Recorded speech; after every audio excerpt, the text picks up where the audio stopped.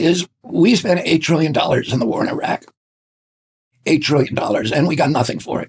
Yeah, that's pretty nuts. That's nuts. In fact, we got worse than nothing. We killed more Iraqis than Saddam Hussein. We killed 1 million Iraqis, probably. We created ISIS. We turned Iraq into a proxy for Iran, which is exactly what we've been not trying to do for 40 years. And we drove 2 million refugees with the Iraq war and its aftermath, Syria and Yemen and Pakistan and Afghanistan, 2 million refugees in Europe, destabilized democracy in Europe.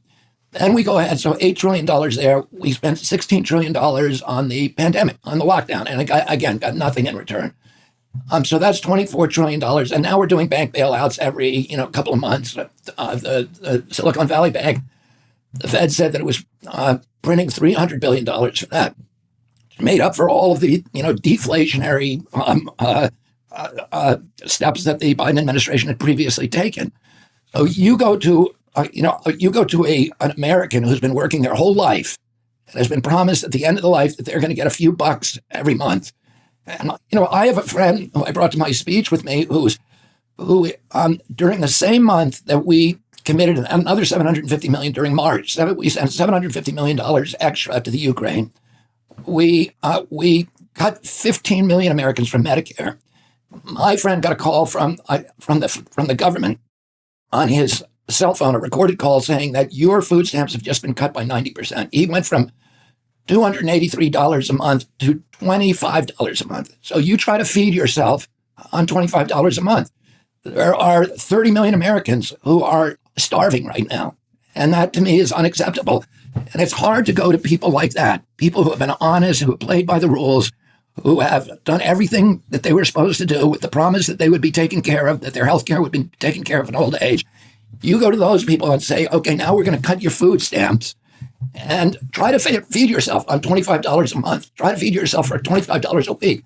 We're telling them that. And then spending $800 billion to make a plane. How are you going to cut the federal budget when you're sending over $100 billion to Ukraine? You have no moral authority to do it. I want to finish that by saying, you're like tinkering in the engine room when the ship is sinking, because, or switching deck chairs on the Titanic. Yeah. Let's deal with the real problem. Let's figure out how to make this nation a nation that is really focused on taking care of our people inside, rather than saying, okay, well, in order to pay for the Ukraine war, we got to screw every American on Social Security and Medicare. We've had, by the way, the inflation that we've created from just printing money is making my friend Keith's food twice expensive. So the cost of staples in this country was raised by 76% in 2 years. And now they're cutting his food stamps and bailing out the same month, $300 million, the Silicon Valley Bank.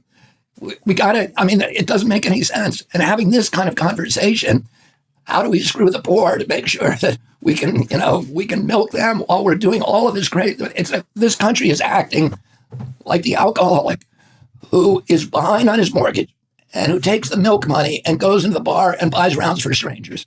That's what you're dealing with.